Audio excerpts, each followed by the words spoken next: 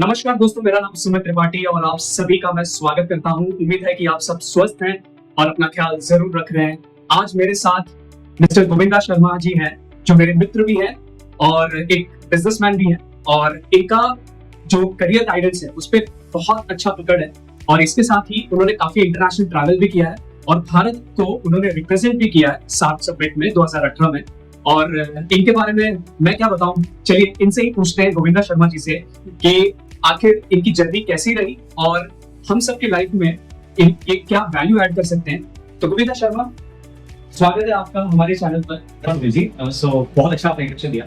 जहाँ तक मेरी जर्नी की बात है तो basically I belong to Bihar. Bihar में डिस्ट्रिक्ट इन छपरा बहुत ही खूबसूरत जगह है, और स्पेशली हमारे first president of India doctor Rajendra Prasad ji का जो जीरादेई जो ग्रामस्थान है वो छपरा जिले के अंतर्गत आता है। और तकरीबन मैं मुंबई में मुझे 30 साल हो गए, और मुंबई के नजदीक थाने के आसपास अंबरनाथ जगह से मैं बिलोंग करता हूँ। मेरी स्कूल की जो शिक्षा है वहीं से भी, एक हिंदी स्कूल से मेरी पढ़ाई हुई। ओके। इसके साथ साथ मेरी जो ग्रेजुएशन हुई वो एक आर्टिकल रेडर उल्लासनगर में वहाँ से कंप्लीट हुई। एंड देन एक 2 साल मैंने एक्सपीरियंस लिया वर्किंग, जिसमें आप कह सकते हैं कि ऑटोमोबाइल इंडस्ट्री होती कैसी है उसको समझने की कोशिश की। वहाँ पे एज ए सेल्स कंसल्टेंट मैं काम करता था। इसके साथ ही साथ क्लब राइट ऑफ हॉलिडे के लिए भी मैंने काम किया। सो ऑलमोस्ट 2 साल के एक्सपीरियंस के बाद कहीं ना कहीं ऐसा फील हुआ कि कुछ मास्टर डिग्री हमें हासिल करनी चाहिए, और इसी के फलस्वरूप मैंने एंट्रेंस एग्जाम की तैयारी की और एमबीए के लिए मैंने लोनावाला के प्रसिद्ध सीएमगढ़ बिजनेस एडमिनिस्ट्रेशन में एडमिशन लिया।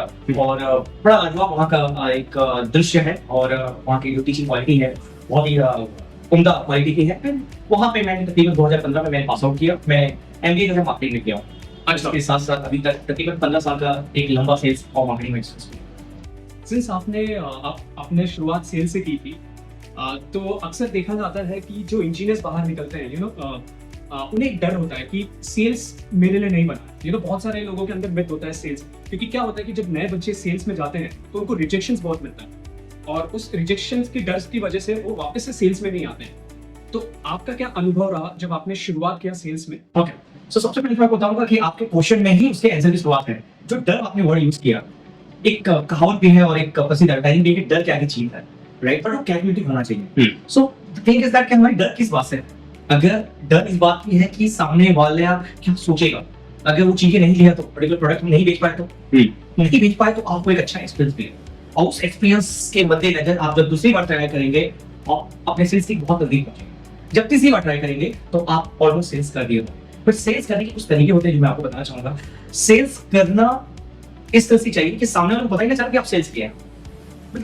पहले सेल्स के पहले आपको एक कंसल्टेंट बनना होगा जरूरी, बिकॉज जब आप पूरी तरह से कहेंगे कि नहीं आज मैं सुमित जी को ये बेच के ही रहूंगा, सुमित जी ये ना, सो इस तरह से सेल्स नहीं होगा। आपको देखना पड़ेगा क्या सुमित जी को वाकई रिक्वायरमेंट है, या कुछ चीजें हैं जो सुमित जी की रिक्वायरमेंट है और वो कहीं ना कहीं मिसमैच हो रही है।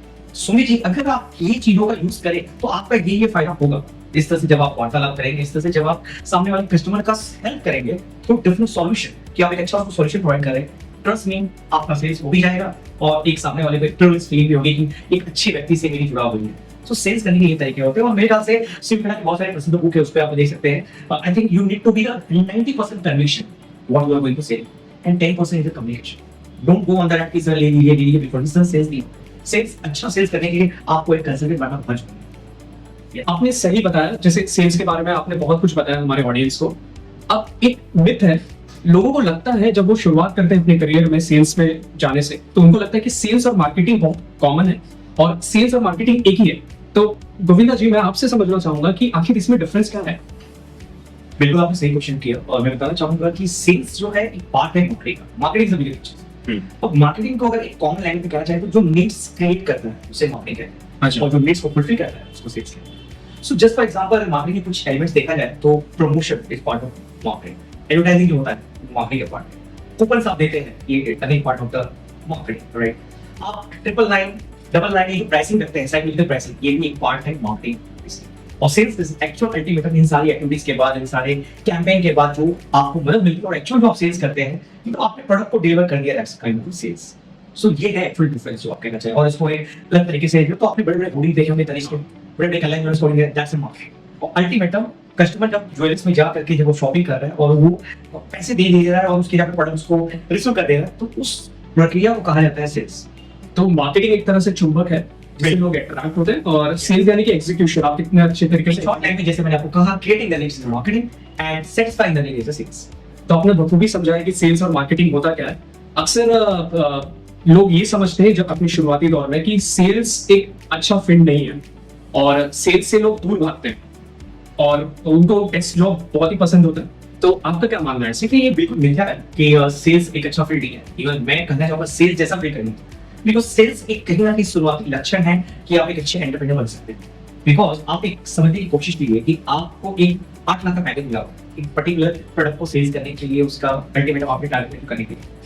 अब आप किसी ऑर्गेनाइजेशन के ऊपर कर रहे हैं, ट्रस्ट मी, जब आप अपना खुद का बिजनेस स्टार्ट करेंगे, सो अल्टीमेटली ऐसे कहा जाता है कि आपको एटलीस्ट 6x 10x आपको प्रोडक्ट देना है, फुलफिल करनी है, मतलब अपने टारगेट को अचीव करना है। सो एंड आने के लिए आप एक फील कीजिए कि कहीं आप एज अ सेल्स एग्जीक्यूटिव कहीं आप काम करें या सेल्स मैनेजर काम करें। जब आप वही खुद के बिजनेस खुद के लिए करना स्टार्ट करें, सो अल्टीमेटली पूरा का पूरा प्रॉफिट आपका होगा। बाय अनदर जो भी आपके ऑपरेटिंग कॉस्ट को निकालने के बाद, सो ये जो गुण है, ये जो स्किल्स है, ये कहीं ना कहीं सेल्स की करनी आपको आता है। वो जो कॉन्फिडेंस है किसी और के पैसे में सेल्स करके एंटरप्रेन्योर स्किल सीखना, ये सेल्स के थ्रू मिलता है। और एक बहुत अच्छी कहावत है, सेल्स वाले भूखा नहीं मर सकते। सो डायरेक्टली ये कहीं ना कहीं, और सेल्स वालों को पता है कि कैसे लोगों को कनेक्ट करना है, कैसे लोगों से बॉन्डिंग रखना है, कैसे आफ्टर सेल्स सर्विस करना है, कैसे रिलेशनशिप बिल्ड अप करना है। और अल्टीमेटली किसी बिजनेस के लिए सेल्स ही ऐसा फिगर है जो कहीं ना कहीं वैल्यूज को अट्रैक्ट करता है, उसके बाद बाकी सारे जो सपोर्टिंग। सो सेल्स जो है उसको एक बहुत ही अलग तरीके से देखा जाना चाहिए। और मेरे ख्याल से आने वाले समय में आप देखेंगे कि ज्यादा से ज्यादा लोग अभी सेल्स की ओर भाव हैं, और आने वाले समय में भी बहुत सारे लोग जो है सेल्स की ओर आकर्षित होंगे और एक बहुत अच्छे करियर तैयार करके सेल्स की महत्वकांक्षा को समझेंगे। जरूर। और आपने बहुत अच्छे तरीके से समझाया इसे। और मेरा मानना है कि सेल्स तो हम सब करते हैं, पर हमें पता नहीं होता कि हम सेल्स कर रहे हैं। जैसे कि आप अगर अपना रेज्यूमे भी किसी कंपनी को देते हैं तो आप अपने आप को एज अ प्रोडक्ट उनके सामने प्रेजेंट कर रहे हैं। बिल्कुल सही। जैसे कि हम अपना वीडियो शूट कर रहे हैं, एक तरह से हम अपने आप को प्रेजेंट कर रहे हैं, तो एक तरह से प्रमोट कर रहे हैं, एक तरह से सेल्स है, ये भी एक सेल्स है। और आपने तकरीबन आई थिंक 350 लोगों को ट्रेन किया है, Yes. पर्सनल ट्रेनिंग किया है। मैंने करियर डेवलपमेंट में उनका ट्रेनिंग लिया हूँ, लीडरशिप पे भी लिया हूँ, और इसके अलावा बहुत सारे एसएमईज हैं, जैसे ज्वेलर्स हो गए, सैलून्स हो गए, मैन्युफैक्चरिंग छोटे मोटे हो गए। सो मैं वहाँ उनके स्टाफ को एम्प्लॉय प्रोडक्टिविटी एनहांसमेंट पर ट्रेनिंग देता हूँ। इसके अलावा मोटिवेशन पर ट्रेनिंग देता हूँ, उनका केपीआई सेट करता हूँ, उनका केआरए सेट करता हूँ, कस्टमर रिलेशनशिप मैनेज कैसे करना वो उन्हें बताता हूँ। उसके अलावा उनको अपने टारगेट कैसे अचीव करना है, उनका सॉर्ट एनालिसिस करके मैं उनको देता हूँ। और पूरी तरह से ये एक 3 से 4 घंटे की ट्रेनिंग मैं उनको देता हूँ। उसके साथ ही साथ after my training they feel very good and experience, they appoint me as a consultant, और मैं उनके साथ वीकली विजिट करके कंसल्टिंग प्रोवाइड करता हूँ, और काफी अच्छा उन्हें फील होता है। और ऑब्वियसली कहीं ना कहीं ऐसा फीलिंग आपको मिलती है कि like as you are a celebrity. After training आपके के जो ट्रेनिंग होते हैं जिनको आपने ट्रेन किया है, वो जब आपके साथ आके कहते सर एक सेल्फी आपको देना चाहेंगे, ये प्रिविलेज आपको करोड़ों रुपए कमा देंगे। That is the kind of stuff which we get office. तो गोविंदा जी, इस दौरान आप, अगर मैं आपसे पूछूं कि कोई 3 ऐसे चैलेंजेस जो आपने बहुत कॉमन पाए होंगे इन 350 जो आपके क्लाइंट्स हैं, क्या क्या ऐसे कॉमन चैलेंजेस हैं जो ये फेस कर रहे हैं और कैसे उससे बाहर निकल सकते हैं, आप हमारे ऑडियंस को अगर बताना चाहें तो। मैं आपको डेफिनेटली इंडस्ट्री वाइज बताना चाहूंगा। तो जो एसएमई का सबसे बड़ा चैलेंज ये है, जैसे एक सैलून चल हाँ। इनके जो बिजनेस करने की प्रक्रिया है वो है राउंड से। मैं यहाँ पे इसे रख लेता हूँ क्योंकि दे डोंट नो कि कैसे उसको ऑपरेट करना। बस एक सैलून उन्होंने ओपन कर दिया, एक अच्छा खासा इंटेल लगा दिया, अब जब कस्टमर आए हम उनको सर्विस दें। कस्टमर आए कैसे ही हमको पता है, मंथली कितना टारगेट अचीव करना उनको पता है, राइट? पर डे उनका कस्टमर एक्विजिशन कॉस्ट क्या है उनको पता है, राइट? मार्केटिंग कैसे करना उनको पता है। So they are running their business in unorganised sector. हम चाहते हैं कि उनकी उस बिजनेस को ऑर्गेनाइज वे में उनको ये करें। सो ये चीजें जब मैं उनको बोलता हूँ तो उनके दिमाग जो है खुलने लग जाते हैं, और कहीं ना कहीं सारी चीजों करने के बाद जब उनकी कस्टमर बढ़ने लग जाते हैं तो देखिए तो गुड फीडबैक ऑन दैट। तो ये सबसे पहले जो अनऑर्गेनाइज्ड वे में बिजनेस कर रहे हैं उसको एक ऑर्गेनाइज तरीके से अपनाना जरूरी है। That is the first thing. Second thing, उनके पास डेटा में कमी होती है कि डेटा प्रॉपर वे से ऑर्गेनाइज करके रखते हैं। जैसे एक्सेल इज बहुत इंपॉर्टेंट चीज है, मेरे ख्याल से हर एक एंटरप्रेन्योर्स को एक्सेल आना चाहिए, या उनकी जो असिस्टेंट है, या जो फाइनेंस वाले हैं, या जो कहीं ना कहीं पीए है, या जो आप कह सकते हैं जो भी अकाउंटेंट है, वो एक्सेल के साथ डेटा को मैनेज करे, एक एक कस्टमर के डिटेल्स है। जैसे फॉर एग्जांपल सैलून के लिए बहुत जरूरी है कि उनका मैनेजमेंट सही करें, उनका बर्थडे का कि ये ऑकेशन से एक हफ्ता पहले वो कॉल करके उनको अप्रोच करें कि आने वाली मतलब बर्थडेज के लिए या कुछ उनके घर में पूजा या सेलिब्रेशंस के लिए वो फॉलो अप ले, और जिससे वो उनके सैलून में आए और उनका एक सेल्स का बिजनेस बढ़े। और बहुत इंपॉर्टेंट चीज है, उनको एक फैमिली पैक भी बनाना बहुत जरूरी है कि जैसे कि एक बड़ा पिक्चर देखना जरूरी है कि अगर हस्बैंड आ रहे हैं, वाइफ आए, बच्चे आए या सास ससुर आए, तो फैमिलीज के लिए क्या बेटर ऑफर देते। तो ऑफरिंग में भी कहीं ना कहीं ये जो एसएमई सेक्टर है वो पीछे पड़ती हुई दिखाई देती है। सो इनडायरेक्टली वे में इन 3 चीजों को अगर, और एक और बहुत इंपॉर्टेंट चीज प्राइस की सेट कैसे करना है, राइट? कॉस्ट ऑफ ऑपरेटिंग क्या है, बहुत सारी चीजें जो इंप्रूव नहीं करते वो इंप्रूव करना उन्हें बहुत जरूरी पड़ेगा।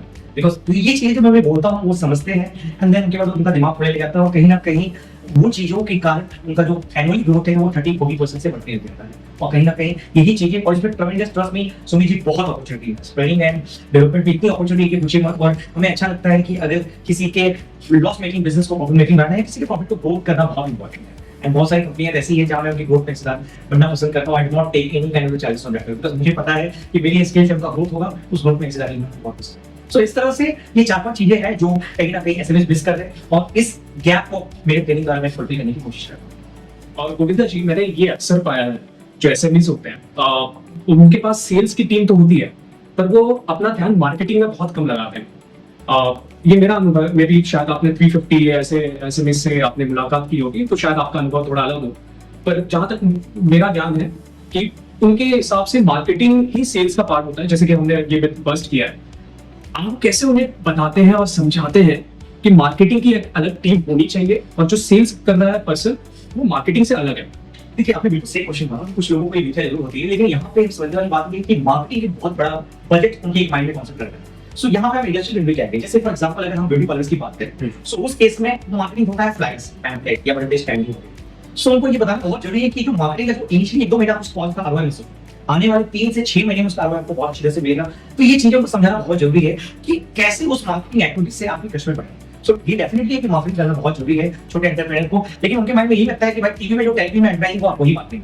मार्केटिंग के अलग पार्ट है। आप एडीएल कर सकते हैं, मीडिया एक्टिविटीज कर सकते हैं, आपको कोई जरूरत नहीं बहुत बड़ा होर्डिंग लगाना है। आप एक मतलब सोसाइटीज के वॉचमैन के साथ कनेक्ट होकर फ्लैग डिस्ट्रीब्यूट करके भी आप मार्केटिंग कर सकते हैं। अल्टीमेटली कस्टमर आपके बारे में जाने, ये बहुत इंपॉर्टेंट है। और वो कैसे जाने, उसके अलग अलग तरीके हैं और उसके अलग अलग कॉस्टिंग भी है। तो मुझे लगता है कि आप अपने कंपनी के बजट से या जो आप एलोकेट करते हैं सेल्स बजट, मार्केटिंग बजट, मुझे लगता है छोटा सा पार्ट, एक 2% एटलीस्ट 2% आपको मार्केटिंग बजट रखना चाहिए। और उस मार्केटिंग बजट को एक 6 महीने से 8 महीने या 6 से 9 महीने के दरमियान में आपके माइंड में रहना चाहिए कि आने वाले समय में आप उसका कवर कर सकते हैं। तो गोविंदा जी, आपने बहुत कुछ बताया आज हमारे ऑडियंस को, और ऑडियंस ने जरूर आपसे बहुत कुछ सीखा होगा, और जल्दी आपसे वापस से मुलाकात करेंगे क्योंकि बहुत सारे क्वेश्चंस हैं हमारे।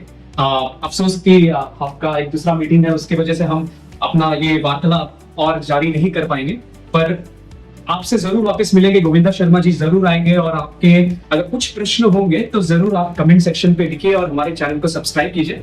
गोविंदा शर्मा जी, आखिरी कुछ शब्द आप अगर कुछ कहना चाहें हमारे ऑडियंस को। आपके ऑडियंस को धन्यवाद देना चाहूंगा कि उन्होंने शांतिपूर्वक हमारी बातों को, वार्तालाप को उन्होंने सुना। और आई थिंक इन सारी चीजों के जो भी इसका सारांश है, अगर उसको अपनी लाइफ में इंप्लीमेंट करें तो मुझे सबसे ज्यादा खुशी होगी। और मैं एनी टाइम आपके माध्यम के या मेरे यूट्यूब चैनल के माध्यम से उनको क्वेश्चन चाहे वो पूछ सकते हैं, मैं उनको पर्सनली उनको आंसर दे दूंगा। And thank you so much Sumit ji, आपको भी, क्योंकि आपने मुझे बुलाया।